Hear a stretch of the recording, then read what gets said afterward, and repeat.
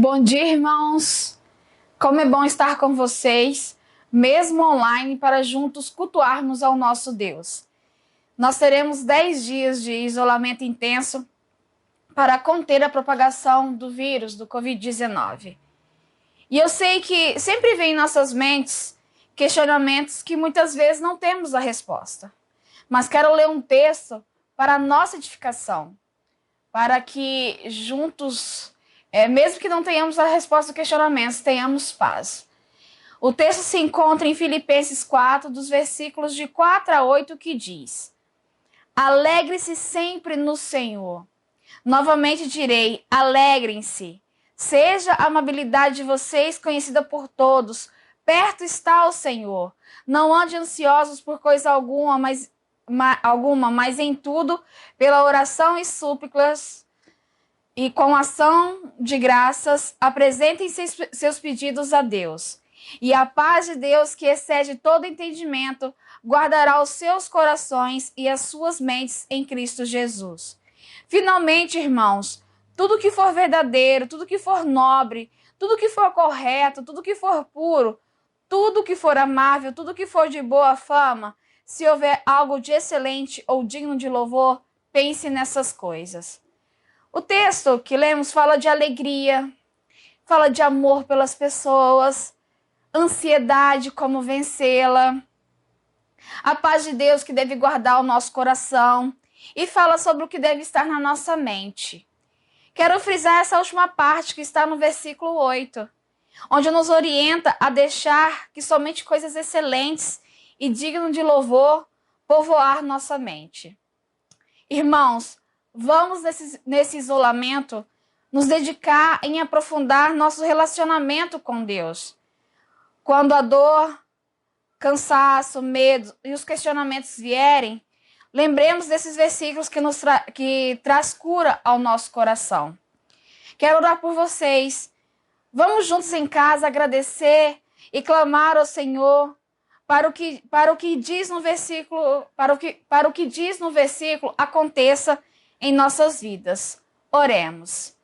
Senhor, quero te agradecer por essa ferramenta, Deus, da tecnologia, Pai, que nos aproxime dos nossos irmãos, que nos ajude, Deus, que nos ajuda, Pai, a continuar crescendo, a continuar te conhecendo através da palavra, que nos ajuda a cultuar, Senhor. Muito obrigada, Pai. Obrigada, Deus, por esse privilégio. Quero te pedir que o Senhor nos ajude nesses dias de isolamento, para conter esse vírus, que ele vá embora, Deus. Em nome de Jesus, traz cura, Senhor. Traz consolo para aquelas famílias que estão perdendo seus entes queridos. Traz alimentos para aqueles que não têm nada para comer, Pai. Ó Deus, eu clamo ao Senhor.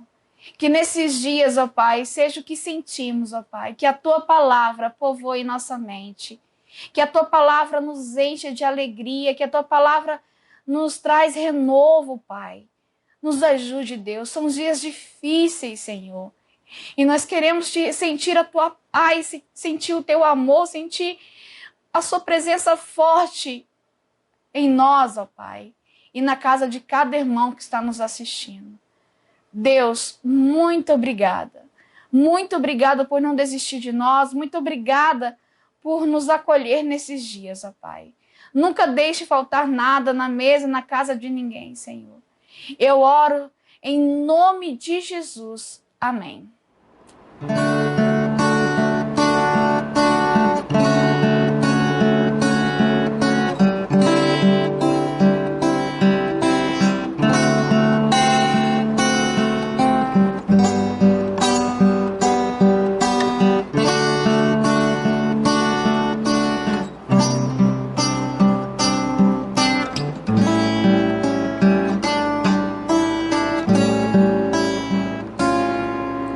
Situações nesta vida me fazem sentir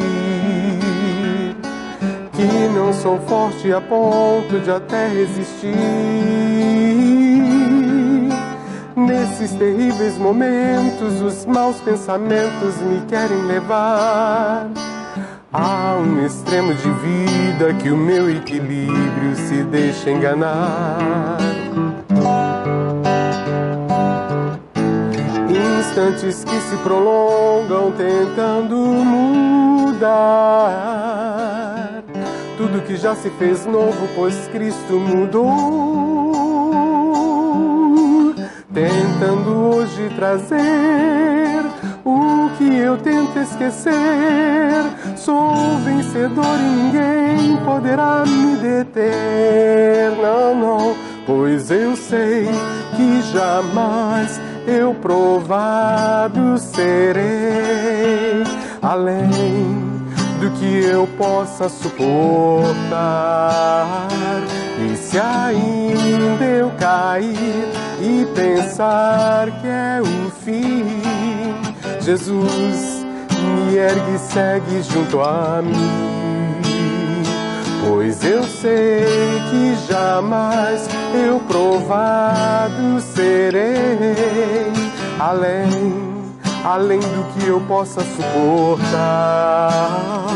E se ainda eu cair e pensar que é o fim, Jesus me ergue e segue junto a mim.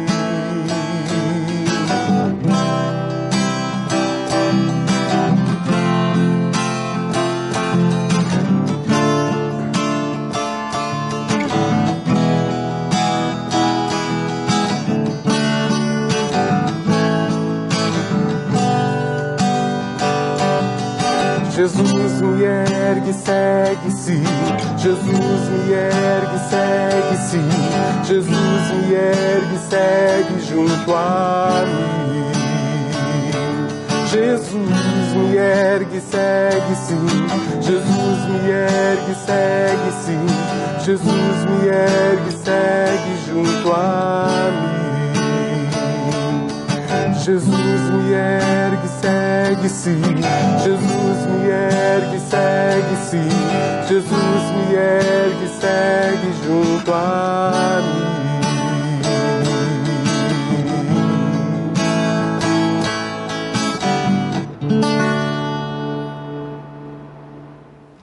Passamos agora para o momento de dízimos e ofertas. E para isso eu quero ler com vocês Mateus, capítulo 6, versículo 21, que diz: Pois onde estiver o seu tesouro, aí também estará o seu coração. Eu não posso dizer, que dizimo porque o pastor me obriga. Ele nunca fez isso. Eu dizimo porque o meu coração está firmado na palavra. Ela é o meu tesouro. E eu preciso obedecer ao que Deus me diz para fazer, pois entreguei minha vida a Ele. Dízimo é obediência a Deus e não a obrigação que o pastor ou qualquer outra pessoa me faz. Vamos dizimar, irmãos. Aqui ao lado nós temos as nossas contas para o dízimos, para contribuição dos dízimos e ofertas, e também temos o Pix. E lembrando, que estamos em campanhas de missões mundiais e também temos a contribuição do celeiro, que tem ajudado muitas vidas. Contribui com o celeiro, irmãos. Nossa igreja tem recebido vários pedidos de cesta. Esse é o tempo de nós nos juntarmos para poder ajudar as famílias que estão passando necessidade. Oremos pelos dízimos e ofertas. Senhor, quero te agradecer por o Senhor ter colocado, Deus, nos corações dos teus filhos esse desejo de obedecer, Pai. Obedecer o que a tua palavra diz. Ela é o tesouro, Deus. Ela deve guiar as nossas vidas, nossas ações. E eu te agradeço, ó Pai, por essa obediência, por o Senhor nos dar o recurso para podermos, Deus, dizimar, ofertar, Pai. Muito obrigado pelas vidas que depositaram, muito obrigado pelas vidas que trouxeram, Deus, à igreja o seu dízimo. Que o Senhor esteja abençoando os seus lares, ó Pai. Eu também quero orar pelo celeiro, Deus, para que o Senhor movimente a igreja, Deus, para que o Senhor Movimente os irmãos para ofertarem, Senhor, para que famílias, ó Pai, que estejam passando necessidade, Deus, possam ter o alimento, Deus. Eu também oro, Pai, por missões mundiais, os missionários que estão no campus, ó Deus, passando por necessidades, ó Deus, que o Senhor venha trazer o sustento, que o Senhor venha fazer um milagre na vida deles e no povo para qual o Senhor os enviou, Deus. Eu oro e te agradeço em nome de Jesus. Amém.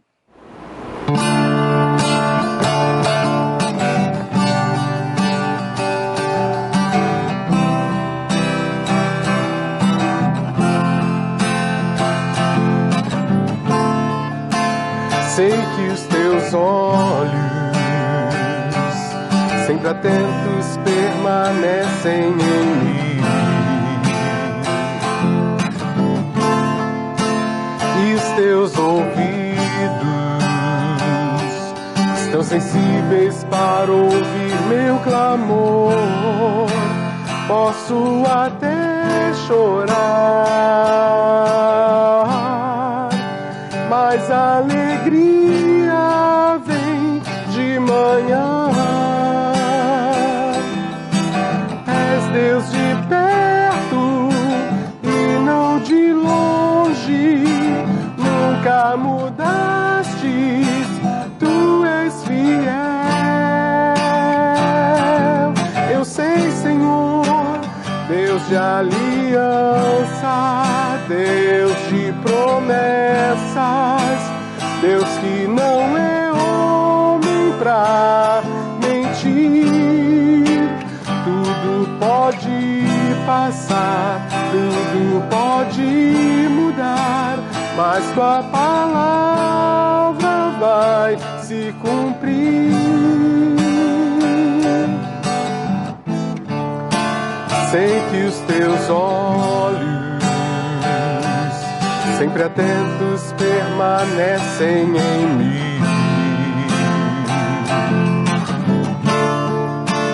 E os teus ouvidos estão sensíveis para ouvir meu clamor. Posso até chorar, mas a alegria vem de manhã. És Deus de perto e não de longe, nunca mudastes, tu és fiel.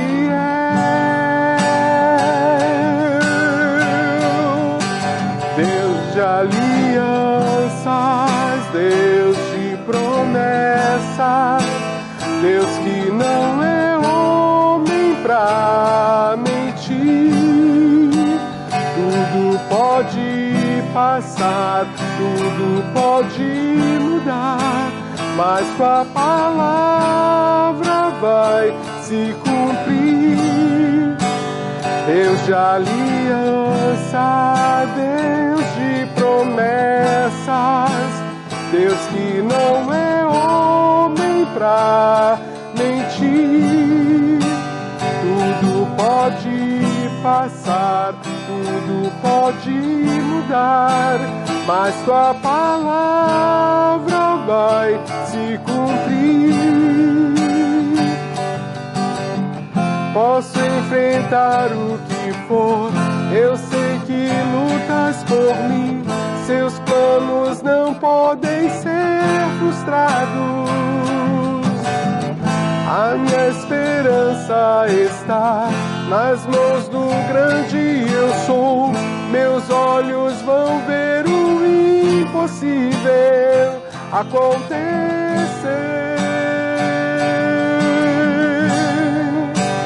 Deus de aliança, Deus de promessas, Deus que não é homem pra mentir. Tudo pode mudar, tudo pode passar, mas tua palavra vai se cumprir.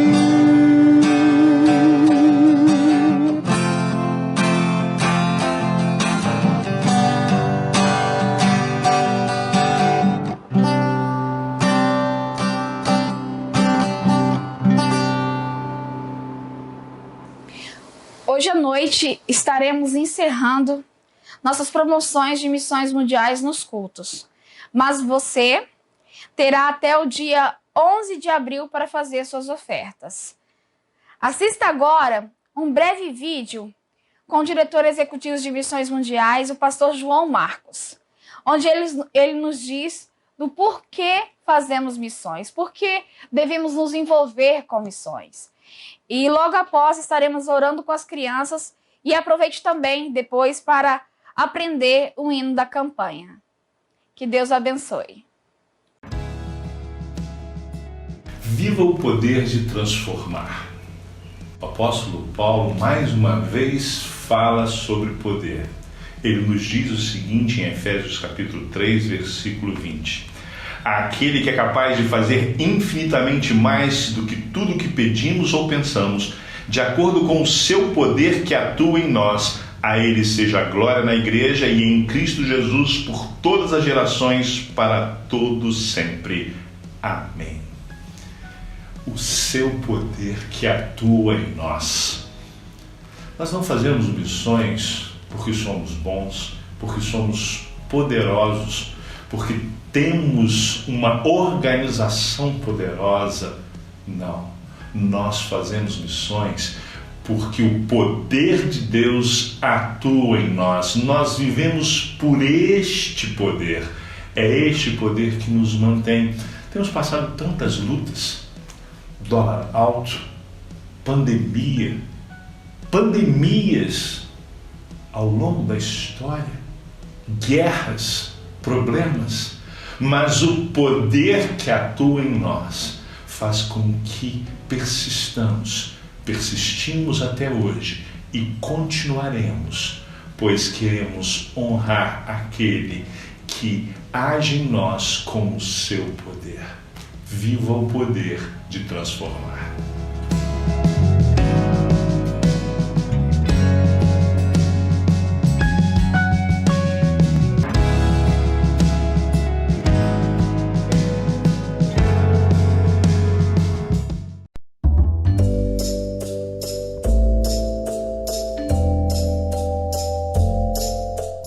Gracias, Señor, por este día, Señor, por mi papá, por mi mamá, Señor, por mis hermanos, Señor, por los hermanos en la iglesia, Señor, por los pastores, Señor, por los pepes, Señor, bendice a su familia, Señor, que no le falte el pan de cada día, Señor, bendícelos, Señor, en el nombre de Jesús, Señor, te entregamos todo en tus manos, Señor.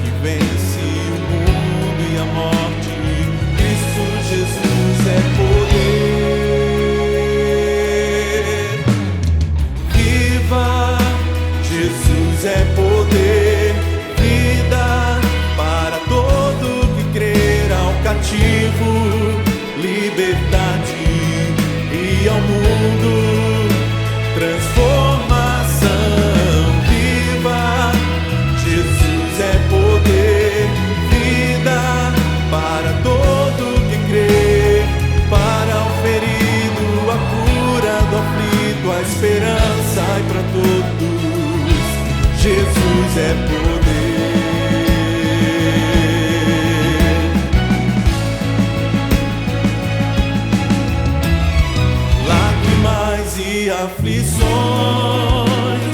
não poderão impedir a palavra que vence o mundo e a morte.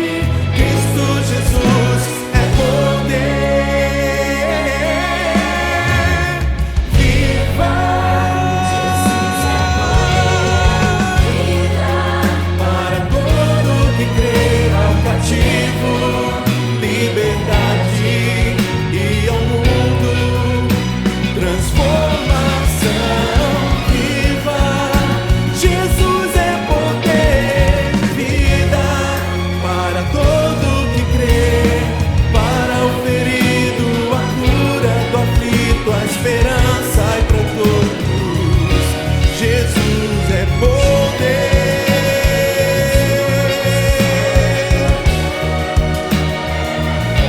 Jesus é poder.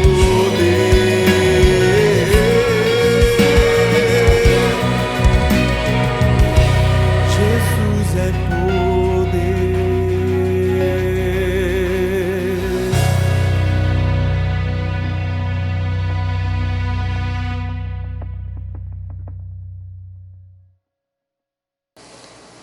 Graça e paz, irmãos, da parte de Deus, nosso Pai, do nosso Senhor e Salvador Jesus Cristo. É um prazer estar mais uma vez junto com os irmãos. Dessa vez nós estamos com um culto todo online, não estamos dessa semana nos reunindo presencialmente, mas nós não ficamos entristecidos, porque sabemos, irmãos, que essa noite logo vai acabar, logo todos nós estaremos vacinados e podendo estar novamente nos reunindo, novamente em comunhão na casa do nosso Deus para louvarmos e engrandecermos o nome dele. Estamos estudando desde janeiro o livro de Gênesis. A nossa proposta é estudarmos o capítulo de 1 até o capítulo 11. E hoje nós estaremos estudando o capítulo 6. O capítulo 6 vai falar sobre a degradação da humanidade. Nós começamos ali no capítulo 1 e no capítulo 2 com a criação do universo, a criação do homem, a criação da mulher. Depois nós falamos a respeito da queda do homem, quando Adão e Eva, eles são corrompidos, eles pecam, e então eles são expulsos do jardim. E estivemos estudando nos últimos domingos, através do nosso pastor, a respeito da geração, porque o Senhor vai dizer que ele poria inimizade entre a semente da mulher e entre a semente da serpente. E ele diz que a serpente da mulher feriria a cabeça da serpente e a serpente feriria o calcanhar da semente da mulher. E nós estivemos então estudando ali a respeito dos descendentes de Caim e dos descendentes de Sete. O pastor esteve explicando bem. Nós podemos observar ali que entre os descendentes de Caim já começa a questão da degradação. São os descendentes que buscam muito o desenvolvimento ali, até tem bastante pontos, não é, a respeito do desenvolvimento do homem, mas nós vemos também ali o desenvolvimento da corrupção humana. Por exemplo, quando a gente pega ali o caso de Lameque, que ele vai casar com 2 mulheres, então introduz a bigamia, introduz ali, então, indo contra o casamento que Deus havia instituído entre um homem e uma mulher. Lameque se casa com 2 mulheres e Lameque também mata um jovem apenas porque esse jovem pisou no seu pé. Lameque vai lá e mata esse jovem. E é muito interessante porque Caim, Deus diz que quem fizesse mal a Caim, né, seria amaldiçoado, mas era como porque Caim tinha medo, não é, de ser perseguido por aquilo que ele havia feito. E é até interessante porque Deus vai deixar bem claro para Caim que ele seria forasteiro. E a gente vê que Caim logo trata de construir uma cidade. Mas quando a gente chega aqui em Lameque, ele conta isso como sendo vantagem. Ele vai falar com as suas mulheres, né? Lá no capítulo 4, versículos 23, ele diz: E disse Lameque às suas esposas, Ada e Zilá: Ouvi-me, vós mulheres de Lameque, escutai o que passa a dizer-vos. Matei um homem porque ele me feriu e um rapaz porque me pisou. 7 vezes se tornará a vingança de Caim, de Lameque, porém 70 vezes 7. Então a gente vê que para ele é como se fosse uma vantagem, ele está ali contando, a gente pode observar então a degradação humana.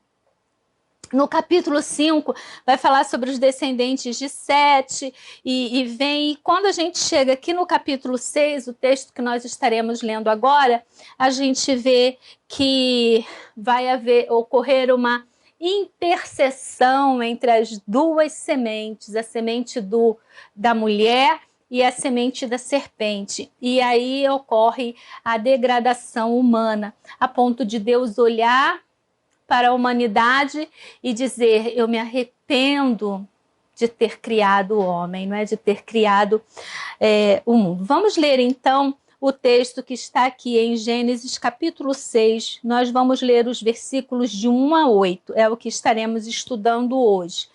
Hoje vamos falar basicamente a respeito dessa degradação geral e a partir do próximo domingo então nós estaremos introduzindo a história de Noé. A história de Noé, as causas do dilúvio. Como se foram multiplicando os homens na terra e lhes nasceram filhas, vendo os filhos de Deus que as filhas dos homens eram formosas, tomaram para si mulheres, as que entre todas mais lhe agradaram.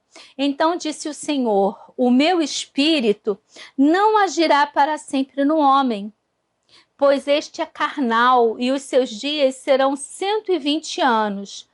Ora, naquele tempo havia gigantes na terra, e também depois, quando os filhos de Deus possuíram as filhas dos homens, as quais lhe deram filhos, estes foram valentes, varões de renome na antiguidade. Viu o Senhor que a maldade do homem se havia multiplicado na terra, e que era continuamente mau todo o desígnio do seu coração. Então se arrependeu o Senhor de ter feito o homem na terra, e isso lhe pesou no coração. Disse o Senhor: farei desaparecer da face da terra o homem que criei, o homem e o animal, os répteis e as aves dos céus, porque me arrependo de os haver feito. Porém, Noé achou graça diante de Deus, diante do Senhor. Vamos orar, irmãos, pedindo a Deus que esteja nos conduzindo nesse estudo. Amado Deus, eterno Pai, graças te damos, Senhor, pela oportunidade de estarmos estudando Tua Palavra. Senhor, nós queremos pedir a Tua direção para aquilo que estaremos estudando, que nós possamos, ó Deus, entender esse texto, que muitas das vezes não é tão fácil assim de ser entendido, mas que o Senhor esteja abrindo as nossas mentes e os nossos corações e falando conosco, Senhor, para que nós possamos entender a Tua Palavra, para que possamos, ó Deus, corrigir os nossos maus caminhos, para que possamos ficar atentos, Senhor, àquilo que temos feito, ao nosso modo de agir, ao nosso modo de ser, a forma como nos relacionamos com as outras pessoas. Ó Deus, fala, Senhor, conosco, fala com a Tua igreja, Senhor, nesse momento, fala com a Tua igreja nesse momento difícil, Senhor, que nós estamos passando, quando podemos, ó Deus, ver tantas pessoas sofrendo devido a essa doença, ó Deus, quando passamos dos 300 mil mortos, ó Deus, aqui no Brasil, nós queremos Te pedir que o Senhor esteja dando consolo, dando conforto, Senhor, para todos aqueles que perderam seus familiares e perderam pessoas queridas. Nós Te pedimos a cura, Senhor, dessa doença tão mortal. Nós pedimos que o Senhor esteja, ó Deus, desenvolvendo técnicas, que o Senhor esteja abençoando o Instituto Butantan, ó Deus, que está tentando criar essa sorologia, que o Senhor esteja atuando ó Deus, para que possamos estar nos tornando independentes com relação à fabricação da vacina. Que o Senhor esteja conduzindo, ó Deus, todas essas coisas. Em nome de Jesus, nós oramos e pedimos tudo isso. Amém. Irmãos, nós podemos ver então aqui no capítulo 6 o avanço do pecado. E agora, o que acontece? O capítulo 6 ele começa dizendo que como se foram multiplicando os homens na terra e lhes nasceram filhas, vendo os filhos de Deus que as filhas dos homens eram formosas, tomaram para si mulheres as que entre todas mais lhe agradaram. Então a gente vê, irmãos, aqui pela palavra de Deus, que começa a partir desse momento não há mais diferença entre a descendência da mulher e a descendência da serpente, porque elas se entrelaçam ali e acaba surgindo o descendente da serpente, dessa semente, da união das duas sementes. Se a gente partindo aqui, que ele diz que tomaram para si mulheres, os descendentes de Sete, eles haviam instituído o culto, eles haviam instituído ali louvores a Deus, o culto, a entrega ali de ofertas. A gente vê toda esse cuidado com relação aos descendentes de Sete. Mas conforme a população vai crescendo, eles acabam deixando de cuidar dessa parte do culto, dessa parte da busca de Deus, e eles começam a se envolver ali com o que a gente chama as filhas dos homens. Existem algumas vertentes de estudo com relação a isso. Primeiro, quando a gente fala aqui os filhos de Deus, existem 3 linhas de pensamento que se utilizam para se relacionar aos filhos de Deus. Quem a Bíblia quer dizer que são os filhos de Deus? Existe, irmãos, ali a linha que defende que os filhos de Deus eram anjos. Que anjos desceram do céu, que anjos viram as mulheres, se encantaram, né? Tem até alguns pais antigos da igreja que dizem que os anjos se encantaram pelos cabelos das mulheres e eles desceram e eles coabitaram com essas mulheres, tiveram filhos, e então seriam esses aqui os nefilins que nascem dessa relação entre os anjos e as mulheres. Essa é uma linha, irmãos, muito mitológica, e quando vemos filmes antigos, filmes que falam ali a respeito da cultura, ou filmes mitológicos do início, então a gente vê que na mitologia grega também existe muito essa relação de deuses que se relacionam com mulheres aqui terrenas, e aí tem superfilhos, filhos que são meio homem e meio Deus. Isso é antigo dentro dessas culturas. E isso, algumas pessoas lá no início, não é, os pais da igreja principalmente, partiram para essa linha de que quando se refere aqui a filhos de Deus, seriam anjos. Eles utilizam o texto de Jó, capítulo 1, versículo 6, para justificar essa ideia de que esses filhos de Deus seriam anjos. O texto fala o seguinte: os filhos de Deus vieram apresentar-se perante o Senhor. Então aqui está falando aos seres espirituais, ou seja, anjos, os quais são responsáveis diante de Deus e prestam-lhe contas. Uma vez que em Jó 2:1 está escrito que Satanás veio entre eles apresentar-se diante de Deus, subentende-se que mesmo os anjos rebeldes estão debaixo da soberania divina. E aqui, irmãos, o que a gente pode entender? No texto de Jó está falando que os filhos de Deus são seres celestiais, espirituais, porque eles vêm se apresentar diante de Deus. Mas observe que são anjos que estão se apresentando diante de Deus para prestar conta daquilo que Deus havia mandado eles fazerem. Se aqui o texto estivesse se referindo a filhos de Deus como sendo anjos maus que vieram e coabitaram com mulheres terrenas, não estaria se referindo a filhos de Deus, porque seriam anjos caídos e não filhos de Deus, e não anjos obedientes que estavam cumprindo um mandamento de Deus. Existe também uma linha que diz que esses filhos de Deus eram soberanos, eram reis, que começaram então, quando fala aqui, que vendo os filhos de Deus, que as filhas dos homens eram formosas, tomaram para si as que entre todas mais lhe agradaram. Seria o início do harém, quando os soberanos, os reis, começaram a formar os seus haréns. E existe a linha teológica que é aquela que nós acreditamos e que entendemos, e eu vou explicar para os irmãos por que entendemos que é a linha correta, que diz que os filhos de Deus são os descendentes da mulher, são os descendentes de Sete, a linhagem ali genealógica de Sete. Eles começaram a se envolver com a filha dos homens, e as filhas dos homens seriam as filhas de Caim, os descendentes de Caim. E aí, então, ocorre a multiplicação da degradação humana. Algumas pessoas dizem assim, então quer dizer que as filhas de Sete eram feias e só as filhas de Caim que eram bonitas? Eu não sei, irmãos. Existem sempre pontos para você falar de qualquer uma dessas três vertentes, você consegue pegar pontos para defender e pontos para condenar. Agora, quando a gente parte aqui que esses filhos de Deus eram os descendentes de Sem, eu te chamo a abrir a sua Bíblia lá no Evangelho, segundo escreveu Lucas, capítulo 3, versículos 36 a 38. Vamos ler aqui o que Lucas nos escreve.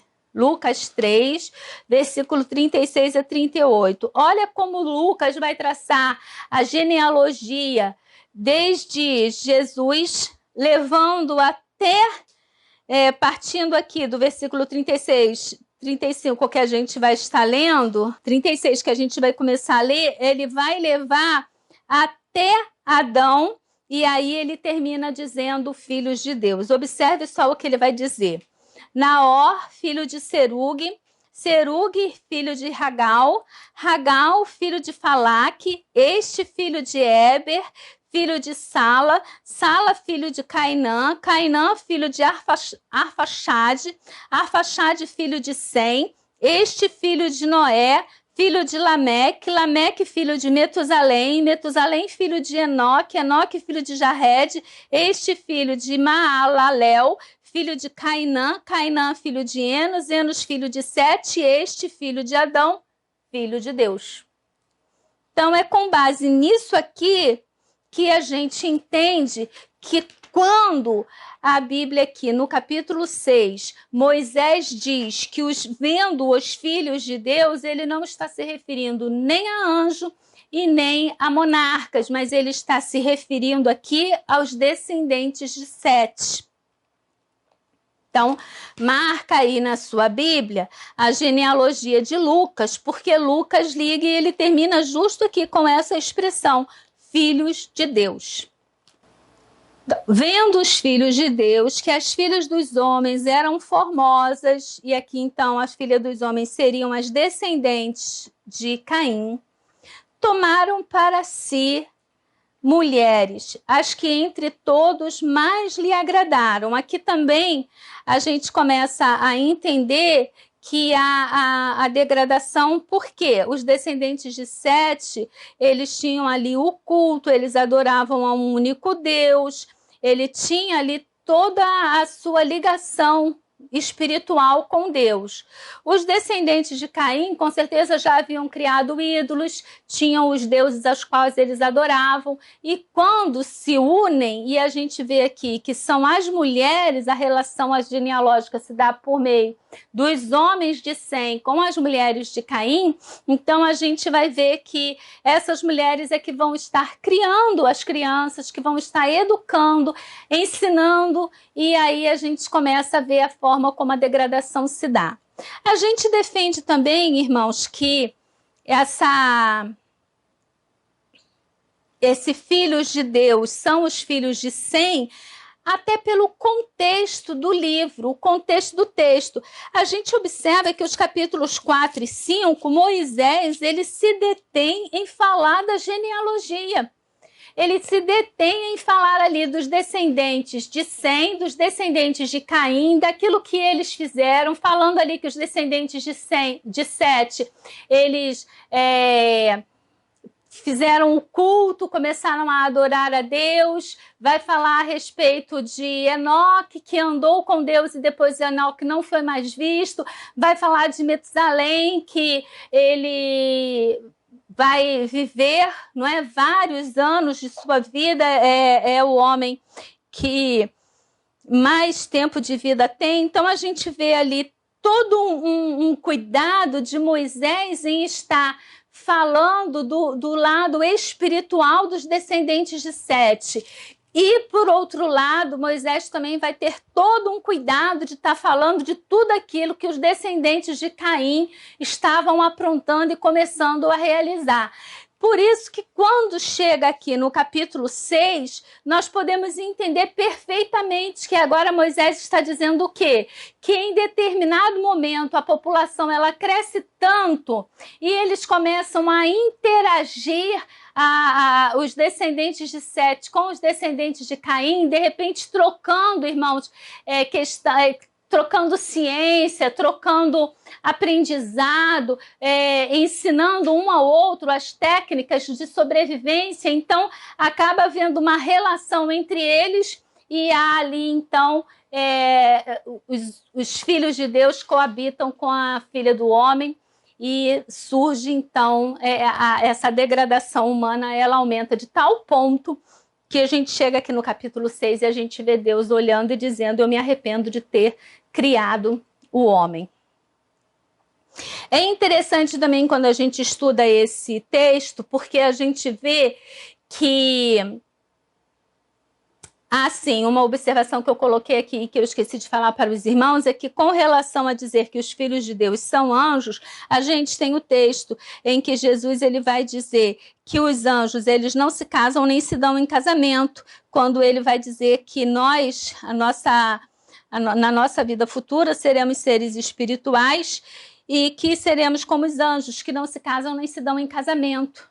Então, como que esses anjos estariam vindo, coabitando com essas mulheres e tendo filho? Isso, fora a gente levantar a questão genealógica, porque como é que seria isso geneticamente falando? Filho de anjo com filho de ser humano. Então, existem todas essas questões. Mas esse ponto, irmãos, de que filhos de Deus seriam anjos, é bem trabalhado, tá? Tem bastante gente boa aí que defende isso. Inclusive aqui, a Bíblia que eu estou utilizando, só para os irmãos verem, a Bíblia anotada e estendida, né, do Charles, ele defende que essa seria a melhor linha de pensamento, que seria os anjos. Mas nós estudamos também... o pastor, ele está aqui sentado participando aqui do sermão e ele está me fazendo sinal de que ele não concorda com isso de jeito nenhum. Mas eu não vou dizer isso não, pastor. Nós realmente não entendemos dessa forma, também não concordamos. Eu só estou dizendo para os irmãos porque o irmão pode chegar, pegar uma Bíblia de estudo, aí olhar lá e ver essa observação. Então, existem essas linhas, mas eu creio que eu defendi bem e bastante aqui para que os irmãos entendam por que vemos que filhos de Deus são os descendentes de Sete. Pelo contexto, o livro vem tratando desse assunto. Outro ponto, irmãos, o castigo era para a humanidade. E se foi anjo que desceu e coabitou com as mulheres da terra, o castigo não tinha que ser só para a humanidade. Não concordam? Então, existem todos os pontos que, se você parar para observar, a gente consegue entender que realmente não é. A Calvino, né, ele diz que a ideia de que filhos de Deus fossem anjos chega a ser grotesca. Ele foi ali o primeiro a desenvolver a ideia de que os filhos de Deus são os descendentes de Sete. Vamos continuar então aqui. Espero que esteja ficando bem entendido. Tá bem entendido? Tá bom? Então vamos lá. Quando ele diz aqui, tomaram para si mulheres, as que entre todos mais lhe agradaram, a gente vê que possivelmente também essa bigamia, essa questão aí do casamento monogâmico, isso aqui já estava indo por terra. Até porque quando a gente chega lá na história de Abraão, no capítulo 11, a gente vê que o casamento com mais de uma mulher já era uma coisa comum. Então, isso em desacordo com o que Deus havia instituído. Versículo 3, então disse o Senhor, o meu espírito não agirá para sempre no homem, pois este é carnal, e os seus dias serão 120 anos. Nesse ponto aqui, irmãos, muitas pessoas entendem, e também os irmãos vão ver em algumas bíblias de estudo, dizendo que esses 120 anos é que Deus estava olhando para a humanidade dizendo, porque o homem é pecador, ele não vai viver mais 900, 700 anos como vivia até então. Agora eu vou encurtar o seu tempo de vida e o seu tempo de vida vai ser 120 anos. Não. O que Deus está falando aqui é, o meu espírito não agirá para sempre no homem, pois este é carnal. Os seus dias serão 120 anos. 120 anos é o tempo decorrido entre a constatação de Deus da carnalidade humana e o castigo. É o tempo dado ali entre o chamado de Deus para Noé, para que Noé viesse ali a construir a arca, e o tempo em que Noé entra na arca. Isso é que dá 120 anos. Como é que a gente sabe que não é o tempo de vida da pessoa? Basta a gente ir lá no capítulo 11 de Gênesis e a gente dar uma olhada aqui no tempo de vida das pessoas. Tá aqui, ó. Isso aqui, o capítulo 10, está traçando a genealogia pós-dilúvio. Então, se Deus, lá no capítulo 6, estivesse dizendo que 120 anos era o tempo de vida do homem, aqui no capítulo 11, essa genealogia já tinha que estar todo mundo ali morrendo antes dos 120 ou no máximo até 120. E a gente vai ver aqui, ó, que a geração de Sem, o Arfaxade, depois que gerou o Arfaxade, viveu 100, 500 anos. Você vai dizer, tudo bem, o Sem era bonzinho, mas vamos ver o Arfaxade. Quanto tempo ele viveu? 403 anos depois que gerou o filho dele. O filho de Arfaxade, ele viveu 403 anos, ele gerou filhos e filhas. Éber, ele viveu 430 anos. Nossa, todo mundo viveu 430 anos. Ah, não, ali viveu 403 anos. O Peleg, ele viveu 30 anos, gerou Reu. E depois que ele gerou o Reu, Peleg viveu 209 anos e gerou filhos e filhas. Então, a gente vê que as pessoas continuavam vivendo muito tempo. Então, esse 120 aqui, os irmãos anotem também aí, que decorre do tempo em que Deus fez a sua constatação de que a humanidade realmente estava degradada até o castigo. Quando a Bíblia diz que, né, aqui Moisés ele vai escrever, dizendo que o meu espírito não contenderá mais, não é com relação à redução da idade, mas sim com relação a isso. E ele diz, contenderá, também pode ser, o meu espírito não agirá mais. É a segunda vez aqui no livro de Gênesis que vai falar a respeito do Espírito de Deus. No capítulo 1 vai falar que o Espírito de Deus pairava sobre a face das águas, né, sobre a face da terra. E aqui ele vai dizer que o meu espírito, ele não agirá mais no homem. Então, a gente vê desde o início que o que convence o homem do pecado é o Espírito Santo de Deus. E aqui Deus olha e ele fala, o meu espírito não vai continuar contendendo, agindo no homem. E aí vem uns textos que são bem complicados da gente entender, mas que eu acho que vale a pena a gente estar usando eles nesse momento para entender esse texto aqui. Vamos lá para a carta de Pedro. A segunda carta de Pedro, ou segunda epístola, né, de Pedro. Preste atenção no texto. Segunda de Pedro, capítulo 2, versículo 5. E não poupou o mundo antigo, mas preservou a Noé, pregador da justiça, e mais 7 pessoas, quando fez vir o dilúvio sobre o mundo dos ímpios. Então aqui Pedro está falando que, ora, se Deus não poupou anjos que pecaram, antes precipitando-os no inferno, os entregou a abismo de trevas, reservando-os para o juízo, e não poupou o mundo antigo, mas preservou a Noé, pregador da justiça, e mais 7 pessoas quando fez vir o dilúvio sobre o mundo dos ímpios. Noé era um homem justo. O livro de Ezequiel, também o profeta Ezequiel vai falar que Noé, Daniel e Jó eram homens justos. Ele cita também. Então aqui a gente vê a razão porque Deus olhou para a humanidade, viu que ela estava pervertida, mas Deus enxergou ali em Noé a justiça, aquele descendente de Sete. E agora a gente lê lá na primeira de Pedro, primeira epístola de Pedro, capítulo 3, versículo 18.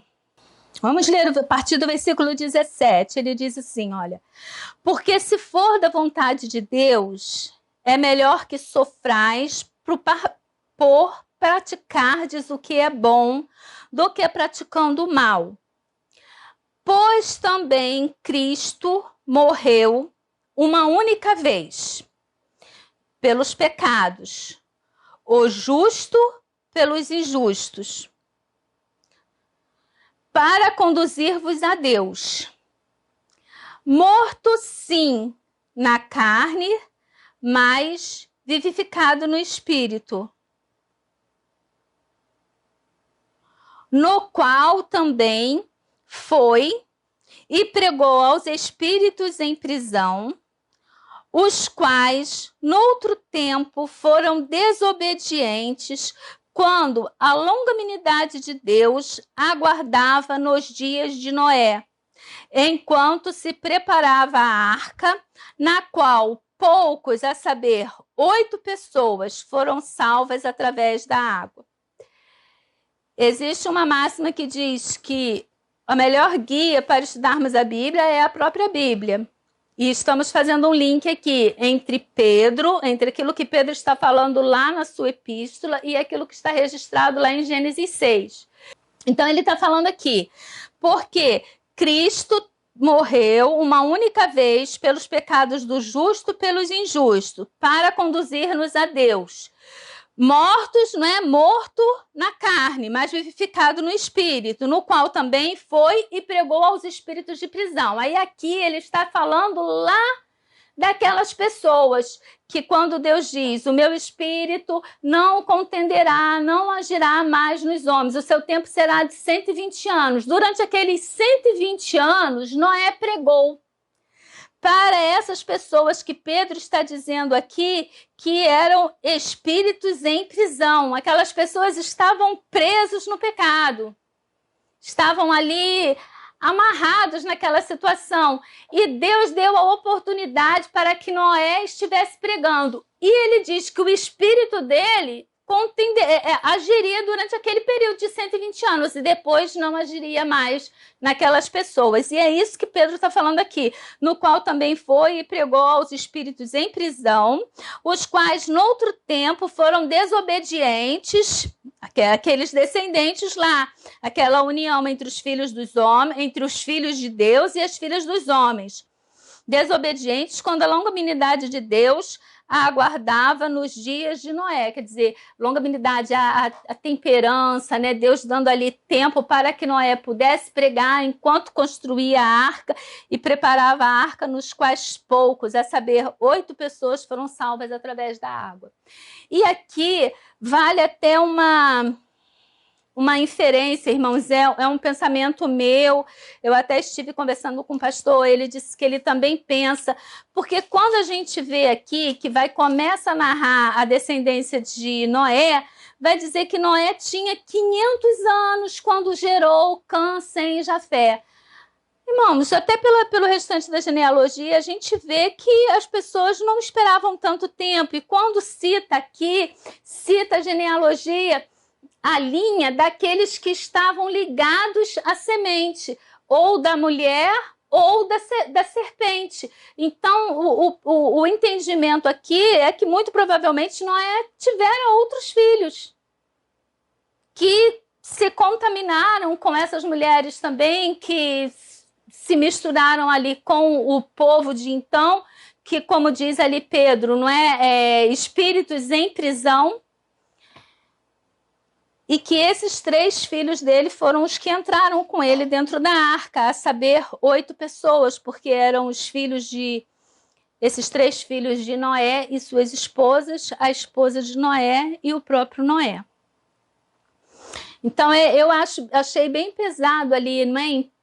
Na primeira carta de Pedro 3, no versículo 20, quando ele fala almas presas no pecado, almas desobedientes, e Noé foi e pregou durante todo o tempo para eles em que estava ali construindo aquela arca. E a gente pode imaginar, o pastor até levantou no domingo passado, a chacota, o deboche das pessoas com relação a Noé e aquilo que ele estava construindo. Os irmãos de Noé, até mesmo os pais de Noé, porque a população vivia muito tempo naquela época. Então a gente vai vendo assim, e apenas ficaram ali Noé, seus 3 filhos e sua esposa. Mas continuando aqui no texto. Ora, naquele tempo havia gigantes na terra, e também depois, quando os filhos de Deus possuíram as filhas dos homens, os quais lhe deram filhos, estes foram valentes, varões de renome na antiguidade. Aqui, irmãos, esses gigantes, eles não são necessariamente, o termo utilizado é nefilim, e ele não quer dizer necessariamente gigantes de estatura. Esse gigante aqui, esse nefilim, é um derivado radical que significa cair. Aqueles que se lançavam sobre outras pessoas por serem homens de grande força. Então aqui é mais uma referência sobre autoridade, poder. Eram pessoas de muita autoridade, de muita influência, de muito poderio. Então, esses gigantes está mais nesse sentido do que em gigante de estatura. Eram pessoas que tinham a sua maldade aumentada. Nefilim significa cair, caídos ou que fazem cair. E ele vai dizer que esses gigantes, não é, começaram ali, que eram os filhos de Deus. Ora, naquele tempo havia gigantes na terra, e também depois, quando os filhos de Deus possuíram as filhas dos homens, os quais lhe deram filhos, estes foram valentes, varões de renome na antiguidade. Então eram pessoas ali, criou ali um grupinho, né, uma estirpe ali de pessoas de renomes, guerreiros, naquele período. Viu o Senhor que a maldade do homem se havia multiplicado na terra e que era continuamente mal. Eu achei tão interessante isso aqui, eu falaria até para os irmãos sublinharem isso aqui, não é? Porque continuamente mal, todo o desígnio do seu coração, quer dizer, tudo que eles pensavam, tudo que eles faziam era mal, nada sobrava. Será que está muito distante daquilo que a gente vê acontecer hoje, nos nossos dias? quando a gente vê determinadas notícias, a gente fica com esse pensamento aqui. Parece que tudo que as pessoas pensam, tudo aquilo que elas fazem é mal, é ruim, tem intenção ruim. Seja em que área for que elas estejam atuando. Né? E aí, se a gente junta, então, o versículo 4 com o versículo 5, né? Onde essas eram pessoas influentes, varões de renome, e todo o seu pensamento era mal, traz bem para os dias atuais, né? Nos joga na semana que temos vivido. Enfim, vamos adiante. Então, se arrependeu o Senhor de ter feito o homem na terra e isso lhe pesou o coração. Aqui, irmãos, esse se arrependeu é uma relação assim. Muitas das vezes a gente... mas Deus não se arrepende. Não, Deus não se arrepende. Deus, ele é onisciente, onipresente, onipotente. Então, se ele é onisciente, se ele sabe tudo aquilo que vai acontecer, como é que ele pode se arrepender de alguma coisa? Mas Deus, ele dá, não sei se eu posso usar essa expressão, é como se ele desse corda, viu ali o tempo que Deus dá? Ele tinha ali o conhecimento, ele não toma a decisão de dar o castigo para o homem sem que haja tempo de que esse homem se arrependa. Olha o que ele fala lá no versículo 1 e 2, né? Ele deu ali, o meu espírito não vai se contender, ele não vai mais agir, mas ele dá o tempo ali de 120 anos para que Noé pregasse e que aquelas pessoas pudessem se arrepender. Nós pregamos e sabemos desde João, lá no 1º século, ele escreveu o livro do Apocalipse, nós sabemos as coisas que irão acontecer. E Deus está dando aí, lá se vão 2000 anos, em que pregamos o fim do mundo, em que pregamos o dia do juízo. E muitas pessoas não acreditam, mas está sendo pregado. E aí, quando o Moisés ele coloca aqui que Deus ele se arrependeu, é uma forma do homem entender aquilo que se passa. Porque Deus, irmãos, nós não temos uma inteligência que nos faça entender Deus, os atos de Deus. Nós, dentro da nossa limitação humana, a gente fala o que é onisciência, a gente fala o que é onipresença, a gente fala do que é onipotência, a gente fala dos atributos de Deus, mas de uma forma limitada, porque a gente fala dentro do nosso contexto, dentro da nossa visão, e a nossa visão é limitada. Lá na carta aos Romanos, Paulo vai dizer, né, quem foi o conselheiro de Deus? Quem é que deu conselho para Deus? Entende? Quem é que pode entender Deus? Mas quando a gente vai estar falando com a outra pessoa, e Moisés aqui, a gente lembra que ele está escrevendo para os judeus, né, para os israelitas que estariam entrando na Terra Prometida, ele tenta colocar dentro de uma linguagem, ele tenta colocar de uma forma que haja entendimento para o leitor. Então aqui ele vai dizer o quê? Deus constatou ali, então, poxa, mas Deus destruiu, Deus criou, né? Moisés gastou ali 2 capítulos falando ali do amor, e Deus viu que tudo era bom, e agora ele vai acabar com tudo. Então, como é que as pessoas vão entender isso? Isso seria o quê? Um arrependimento. Mas olha só, o arrependimento humano, ele se dá com relação ao pecado. Então, eu me arrependo daquilo que eu fiz, ou se dá com relação a uma coisa que eu não tinha conhecimento, e agora que eu tenho conhecimento, eu me arrependo de ter feito isso. Mas com relação a Deus, Deus não peca, e Deus também não se arrepende daquilo que ele fez porque ele não tinha conhecimento, porque ele é onisciente, então ele tem conhecimento. Mas Moisés aqui, ele está tentando trazer a coisa para uma linguagem, de modo que as pessoas que estarão lendo, as pessoas que estarão ouvindo os seus discursos possam entender. Por isso ele usa a expressão que arrependeu-se Deus. É a mesma situação quando diz das mãos do Senhor. Não é que as mãos do Senhor não estão presas, que não possam nos abençoar, ou diz que os olhos do Senhor estão constantemente sobre os seus, ou os pés do Senhor, não é? Que a terra são os pés, o lugar onde ficam os pés do Senhor. Então, Deus não tem pé, Deus não tem mão, Deus não tem olho, mas são expressões utilizadas para que as pessoas possam entender o constante cuidado, o constante agir de Deus com relação à humanidade.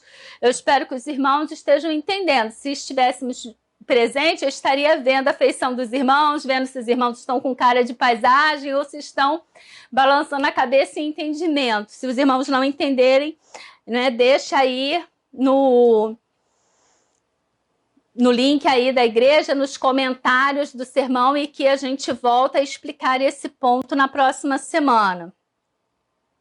E ele continua aqui.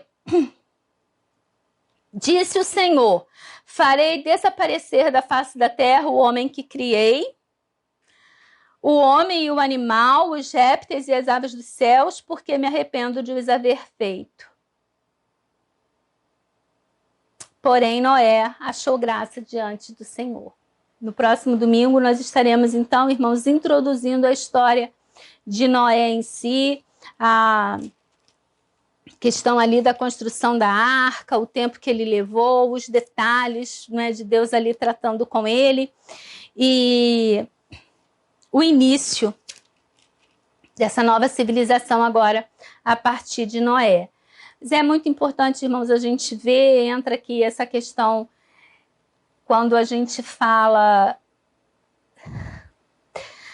quando a gente chega lá no Novo Testamento, mais uma vez a gente vai ver essa questão aqui, quando Paulo fala do jugo desigual, existe muita polêmica, existe muita briga, aos que defendam, você tem aí parâmetros para todo lado. Fato é, irmãos, que muitas das vezes é muito difícil essa conciliação.